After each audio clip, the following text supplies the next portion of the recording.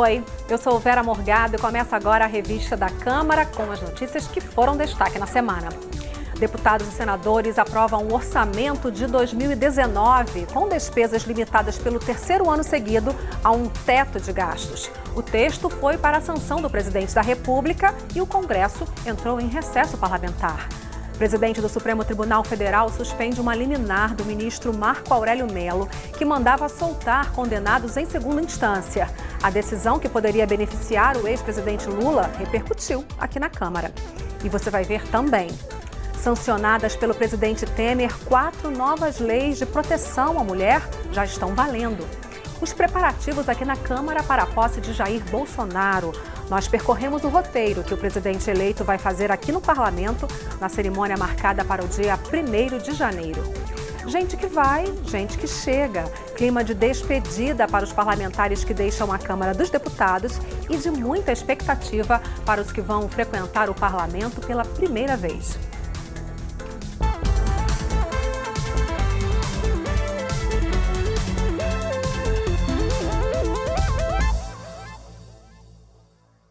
Na última sessão do Congresso, em 2018, deputados e senadores aprovaram a lei orçamentária para o ano que vem. O orçamento de 2019 prevê reajuste salarial para servidores públicos federais e também para os agentes comunitários de saúde. O texto agora só precisa da assinatura presidencial para virar lei, como mostra a repórter Gini Moraes. Quanto os cofres públicos federais vão arrecadar ano que vem? Quanto vão poder gastar? E onde? Quais obras vão sair do papel? Quais serviços poderão ser prestados? Tudo isso está respondido no orçamento de 2019, que foi aprovado pelo plenário do Congresso Nacional nesta quarta-feira. O texto, que detalha onde deve ser aplicado cada real do dinheiro público federal ano que vem, a princípio tinha acordo entre os partidos.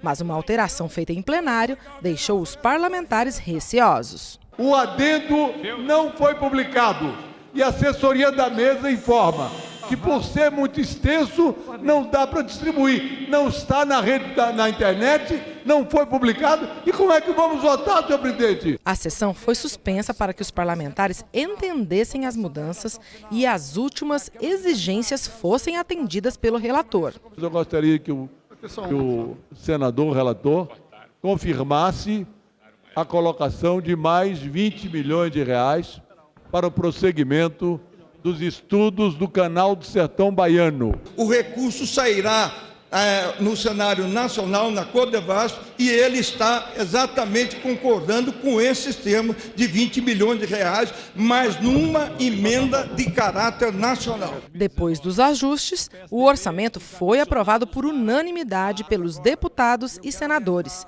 Mas isso não impediu que alguns fizessem ressalvas. Deficiência que nós temos no orçamento sobre a recompensação da Lei Candir, a compensação da Lei Candir, no estado dos exportadores, no estado do Pará, fica prejudicado, já que a gente não tem essa menção no orçamento.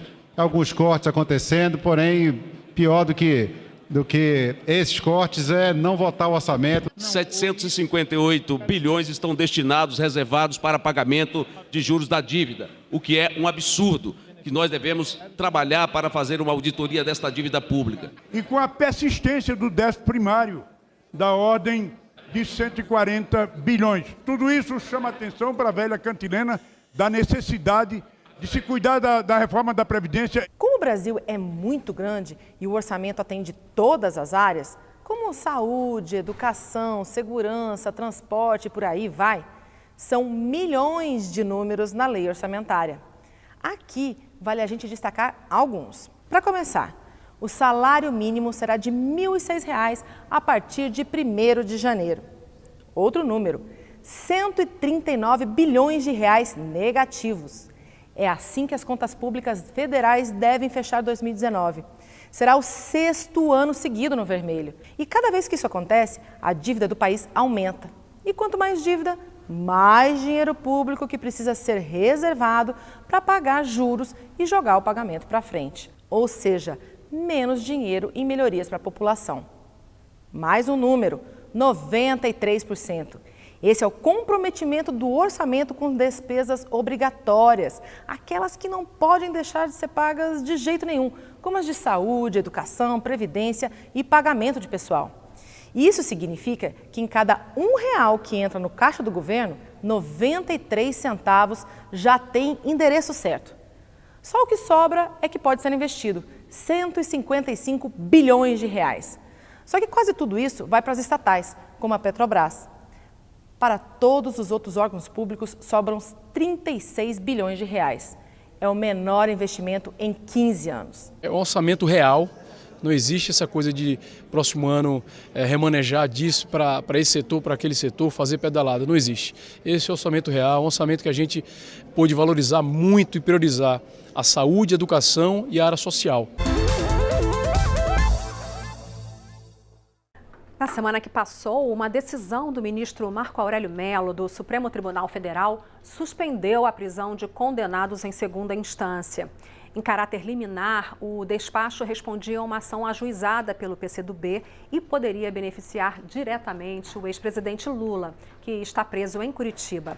O presidente do Supremo, Dias Toffoli, revogou a decisão. Na decisão, Marco Aurélio Mello reafirmou o artigo 283 do Código de Processo Penal, que determina que as prisões só podem ocorrer após o trânsito em julgado, ou seja, quando não for mais possível entrar com recursos no processo. Essa decisão liminar atingiria cerca de 170 mil pessoas, entre elas o ex-presidente Luiz Inácio Lula da Silva, que foi condenado em segunda instância pelo Tribunal Regional Federal da 4ª Região por corrupção passiva e lavagem de dinheiro. Mas o presidente do Supremo Tribunal Federal, Dias Toffoli, revogou a decisão com base em um pedido feito pela Procuradoria-Geral da República. Com isso, as prisões por condenação em segunda instância ficam mantidas. As decisões do Supremo repercutiram entre os líderes dos partidos na Câmara. A Constituição Federal, ela não deixa dúvidas. Nenhum brasileiro, nenhum cidadão pode ser considerado culpado enquanto ele não tiver uma sentença transitada e julgada. Qualquer outra interpretação da Constituição, diferente dessa, é uma afronta ao poder originário do Constituinte. Quando se formou a maioria no Supremo com relação à manutenção da prisão em segunda instância, foi sobretudo por conta do princípio do colegiado.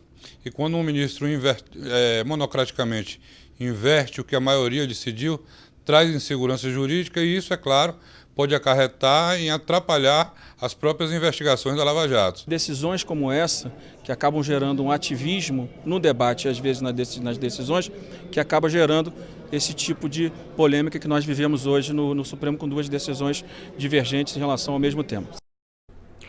Uma outra decisão do ministro Marco Aurélio Mello determinou que a eleição para os cargos da mesa diretora do Senado, prevista para acontecer no início de fevereiro, seja feita por meio de votação aberta.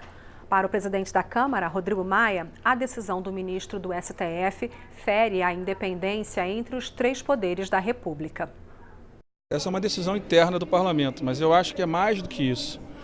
Primeiro, no Supremo, mesmo com o nome escolhido, candidato único, a votação é secreta. No STJ é secreta. E vou dizer mais, a votação aberta para presidente da Câmara ou do Senado, do meu ponto de vista, ela fere a independência entre os poderes.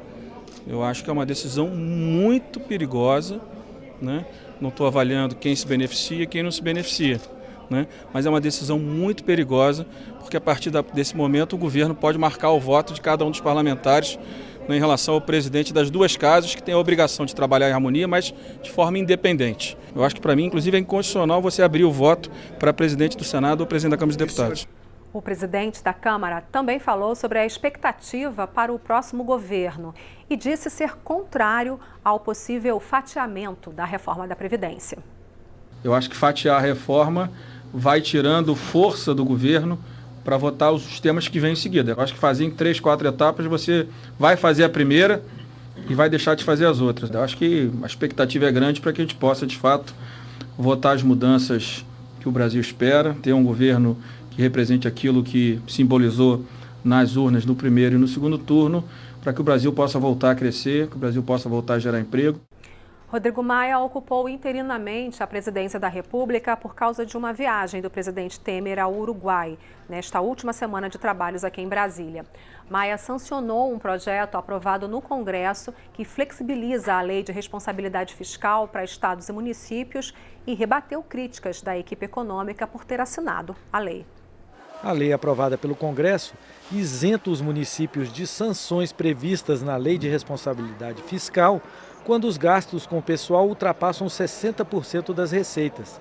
A exceção é concedida quando a queda nas receitas maior que 10%. A lei foi sancionada pelo presidente da Câmara, Rodrigo Maia, na última terça, quando estava substituindo Temer. Representantes da equipe econômica reagiram pela imprensa e Maia rebateu as críticas. Eu fiz porque tenho convicção técnica que tomei a decisão correta, uma decisão que não aumenta gastos, não é do meu feitio defender aumentos de gastos. E esta semana, o presidente Temer sancionou 4 projetos de lei de proteção às mulheres. Um grupo de parlamentares acompanhou a cerimônia lá no Palácio do Planalto. A sanção das propostas foi assinada pelo presidente Michel Temer e acompanhada por deputadas da bancada feminina e outros parlamentares. Uma das propostas torna crime o registro de fotos e filmagens não autorizadas da intimidade sexual. A pena é de detenção de 6 meses a 1 ano. Outro projeto de lei sancionado garante às mães detentas o direito de cumprir a pena em regime domiciliar. Também virou lei a proposta que aumenta a pena de feminicídio em algumas situações, como, por exemplo, quando o autor descumprir medida protetiva ou se a vítima for menor de 14 anos ou maior de 60 anos. Por último, foi sancionado o projeto de lei que garante a cirurgia reconstrutiva a mulheres mutiladas em decorrência do câncer de mama. O autor da proposta comemorou, segundo ele, a partir de agora, não apenas 20% das mulheres mutiladas poderão conseguir a prótese pela rede pública. É lei e o SUS vai ter que se adaptar para atender 100% das mulheres trabalhadoras. Você vai ver daqui a pouco aqui na revista da Câmara. Os preparativos na Câmara para a posse de Jair Bolsonaro. Nós percorremos o roteiro que o presidente eleito vai fazer aqui no Congresso, na cerimônia marcada para o dia 1º de janeiro. Gente que vai, gente que chega. Clima de despedida para os parlamentares que deixam a Câmara dos Deputados e de muita expectativa para os que vão frequentar a Câmara pela primeira vez. Eu volto já já.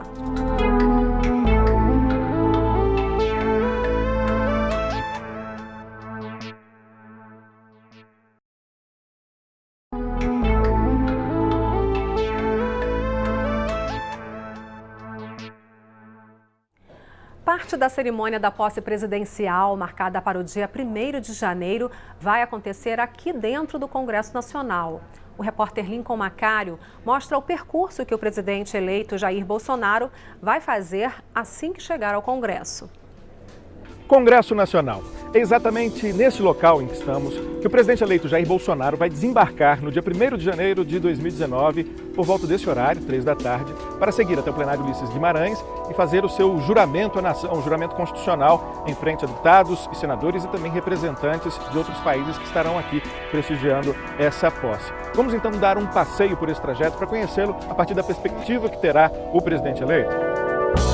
A esplanada estará certamente lotada e nesse ponto, o início da rampa, o presidente será recebido pelos presidentes do Senado, Eunício Oliveira, e pelo presidente da Câmara, Rodrigo Maia, e várias outras autoridades. Um grande tapete vermelho estará estendido até a entrada do plenário e os dragões da independência estarão ladeando esse tapete vermelho. Você pode observar que o Congresso está passando por uma reforma, por ajustes, por reparos, justamente se preparando para essa data que é importante, né, do ponto de vista político. Através desse lance de escada, o presidente eleito e as autoridades alcançam o Salão Verde, o salão da Câmara dos Deputados, que dá acesso ao plenário Ulisses Guimarães e que estará lotado no dia, como fica também bastante cheio os dias de sessão, onde acontecem as negociações, as entrevistas. Essa é a entrada principal do plenário Ulisses Guimarães, mas não será por aqui que o presidente eleito alcançará o plenário, e sim por uma entrada lateral, por razões de segurança, em razão ainda das sequelas de sua cirurgia. É por esse caminho que o presidente Jair Bolsonaro vai alcançar o plenário. Essa perspectiva que ele terá de um plenário certamente muito cheio. São pouco mais de 400 lugares, não cabem nem todos os deputados. Nesse dia teremos deputados, senadores e outras autoridades. É por isso que as galerias estarão reservadas para as autoridades internacionais. E aqui nessa mesa estarão o presidente do Senado e presidente do Congresso, Anísio Oliveira, ao seu lado o presidente da Câmara, Rodrigo Maia, e desta cadeira, desse lugar, o presidente eleito Jair Bolsonaro fará o seu juramento constitucional, irá se comprometer a zelar pela Constituição e pela integridade do país. E você vai poder estar aqui dentro, acompanhando a cobertura pela TV Câmara, pela Rádio Câmara e também pelas redes sociais da Câmara dos Deputados. A Comissão Permanente de Deputados e Senadores, que debate a implantação no Brasil de políticas para amenizar os efeitos das mudanças climáticas, também encerrou as atividades neste ano. O relator alertou para a necessidade de que o país mantenha os acordos que assumiu na Conferência de Paris em relação ao clima. O planeta inteiro enfrenta desastres cada vez mais fortes ligados às mudanças climáticas, que resultam do acúmulo de emissões de gases do efeito estufa. E o Brasil, que tem grande parte da geração de energia e da produção econômica diretamente ligada à disponibilidade de água, deve se preocupar em cumprir os acordos internacionais que assumiu, especialmente na Conferência do Clima de Paris. Foi o que advertiu o senador Jorge Viana no relatório final da Comissão Mista do Congresso sobre mudanças climáticas. O Brasil é um país que se não quiser tomar prejuízo e sofrer graves consequências da mudança do clima, o Brasil precisa ser protagonista nas negociações da implementação do Acordo de Paris. A mudança do clima é algo concreto, os desastres ambientais estão se multiplicando, os custos também, e vai ficar muito mais caro para a humanidade, para todos os países, se nós não fizermos valer o que foi assinado em Paris. Eles quase sempre fazem parte da mesa de festas de fim de ano, mas não fazem tanto sucesso assim quando o assunto é saúde, não. Uma proposta que aumenta os impostos de produtos como refrigerantes para combater a obesidade foi debatida na Comissão de Seguridade Social e Família. O texto do deputado Paulo Teixeira quer aumentar impostos para esses produtos com o objetivo de reduzir o consumo. O problema do açúcar hoje está gerando grande problema de obesidade, de diabetes, de hipertensão, e que o vetor mais forte que leva o açúcar para o povo brasileiro são as bebidas açucaradas. Na América Latina, Chile, México e Peru já adotaram a tributação para refrigerantes, uma medida que é recomendada pela Organização Mundial da Saúde. Em alguns países, o Chile fez justamente isso, fez dois tipos de faixa. Ele colocou uma majoração para produtos não saudáveis e diminuiu quando você consegue ter produtos não saudáveis. Então, esse design da política fiscal ele vai depender muito do país, muito do que faz sentido, mas ele tem mostrado essa efetividade. Mas nem todos que participaram do debate acreditam que aumentar impostos poderá trazer benefícios aos consumidores. É evidentemente que uma coisa não tem nada a ver com a outra. Se o projeto dele fosse da seguinte forma, você fica obrigado a diminuir X% a quantidade de açúcar, era um projeto que tinha alguma consistência, dava até para debater. O excesso do consumo deles sem outros fatores mitigadores é que podem chegar a um aumento de peso ou coisa do gênero. Então isso é consenso. Nós não acreditamos que sobretaxar e refrigerante vai resolver o problema da obesidade. A partir de agora, as propostas legislativas terão a mesma sigla e o mesmo número no Senado e aqui na Câmara, até quando passarem de uma casa para outra. O novo sistema vai facilitar o acompanhamento da análise e da votação de temas aqui no Congresso. O Senado e a Câmara assinaram nesta quarta-feira um ato que unifica os nomes e as numerações das propostas durante toda a tramitação no Congresso. Não fazia mais sentido, com os sistemas informáticos que temos tão integrados, que a gente mantivesse uma numeração distinta em cada uma das casas. Isso vai permitir uma recuperação mais rápida de informação relativa à tramitação das matérias na Câmara e no Senado. Pela nomenclatura atual, existe uma verdadeira sopa de letrinhas. O nome depende de onde o projeto está tramitando, de onde veio a proposta e qual é o tipo de proposta, podendo mudar até 3 vezes até o fim da aprovação ou rejeição final. A partir do ano que vem, haverá apenas 3 siglas, que serão iguais no Senado e na Câmara. A numeração passa a ser anual e também unificada, até o fim da tramitação no Congresso. O novo sistema levou cerca de 7 meses para ficar pronto e passa a valer em fevereiro, quando começa o próximo ano legislativo. Para evitar confusão, as propostas que já estão em tramitação só vão mudar de nome se passarem da Câmara para o Senado ou vice-versa. E aquelas matérias que estão no acervo e que venham a ser aprovadas a partir de 2019, quando mudarem de casa, aí já ganham numeração única. E a partir daí seguem com o novo padrão de numeração. Nos últimos dias desta legislatura, o clima foi de despedida para muitos parlamentares que não foram reeleitos. Alguns participavam há décadas dos debates legislativos. O deputado Luiz Carlos Rauli cumpriu 7 mandatos em defesa de várias causas e se despediu da Câmara depois de ver aprovado o seu relatório para uma proposta de reforma tributária. Quantos anos de trabalho, quantos dias de trabalho memoráveis nessa casa. A Câmara dos Deputados, Congresso Nacional, faz parte da minha vida. Em 32 anos de mandato, o deputado Arnaldo Faria de Sá enfrentou vários governos, quando a questão era a defesa dos direitos previdenciários dos trabalhadores e aposentados. A gente tem que agradecer a todos os pares pela luta, pelo apoio durante toda essa caminhada em defesa da Previdência e da assistência social. O trabalho foi cumprido, a luta foi bem dada. A defesa dos direitos das mulheres e dos trabalhadores e as causas ligadas ao setor de defesa nacional foram alguns dos debates que marcaram os 3 mandatos da deputada Jô Moraes. E saio daqui com a convicção de profundo respeito à instituição que significa a Câmara dos Deputados, parte da representação democrática do Congresso Nacional. O deputado Chico Alencar se despediu dedicando seus 16 anos na Câmara à defesa de um projeto socialista e igualitário. Guardamos a nossa convicção em fazer política com ideias e causas, buscando uma sociedade socialista e democrática, sem preconceitos, discriminação, violência. Aquele ideal utópico sem o que nós nos corrompemos. O deputado Leonardo Pisciani declarou que os seus 4 mandatos foram uma oportunidade de aprendizado para ele, que chegou à Câmara ainda muito jovem. Eu cheguei aqui aos 22 anos de idade e pude, através de cada um de vocês, conhecer e aprender um pouco mais da realidade desse grande país que é o nosso Brasil. Ao mesmo tempo, já temos um clima de boas-vindas na casa. Deputados eleitos que ainda não exerceram o mandato federal vieram conhecer como funciona a Câmara dos Deputados. A cerimônia de posse só acontece em fevereiro, mas os novos parlamentares já disseram como pretendem trabalhar. Muitos fizeram a visita junto com os colegas de partido. A bancada de estreantes do Partido Novo, por exemplo, veio conhecer o ambiente de trabalho. Uma bancada extremamente alinhada, uma bancada que conversa bastante, que desde já, previamente ao início do mandato, já está conhecendo as estruturas da Câmara. A gente tem humildade de chegar na casa, aprender com quem já tem mais experiência, né?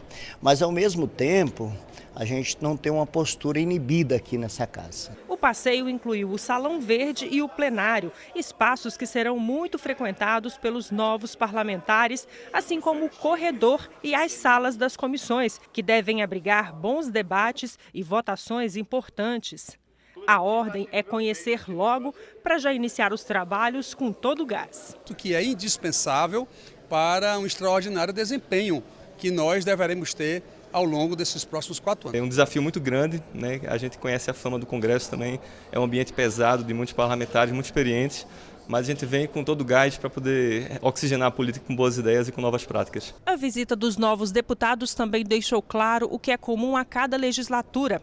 A Câmara é um espaço de pluralidade de ideias e propostas. As minhas bandeiras vão ser da educação, sou professora pedagoga. Princípios baseados na família, no conservadorismo, em defesa de nossas crianças. É uma pauta de defesa da nossa democracia, do direito dos trabalhadores. Para os jovens deputados que visitaram a Câmara antes de tomar posse, as prioridades de trabalho têm a ver com a história de vida de cada um. E eu espero que a gente consiga sair dessa fumaça toda, dessa discussão ideológica e realmente falar sobre Fundeb, sobre valorização dos professores, como que a gente vai fazer com a reforma do ensino médio, qual que vai ser a orientação.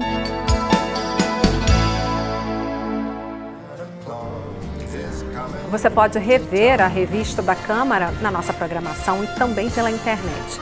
O endereço é youtube.com/Câmara dos Deputados Oficial. Muito obrigada pela sua companhia e a gente se vê no ano que vem. Boas festas. Tchau.